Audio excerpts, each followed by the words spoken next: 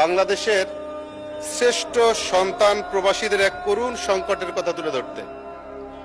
মাননীয় স্পিকার, আমরা গর্ব করি প্রবাসীদের রেমিটেন্স যোদ্ধা বলে থাকি।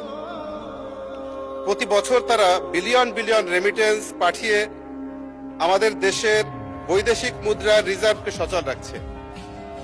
কিন্তু অত্যন্ত পরিতাপের বিষয় হল বর্তমানে লক্ষ লক্ষ প্রবাসী এক ভয়াবহ পাসপোর্ট সংকটে ভুগছে।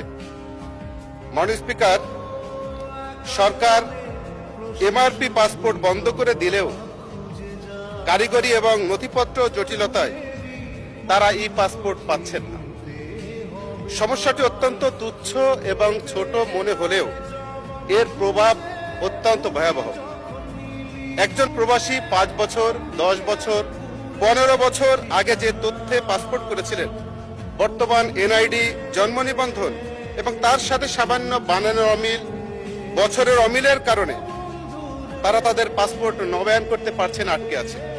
যে কারণে এই সামান্য করণিক ভুলের মাসুল দিতে গিয়ে প্রবাসীরা বিদেশের মাটিতে আজ পরিচয়হীন রোহিঙ্গাদের মতো অনেক সময় বসবাস করতে হচ্ছে।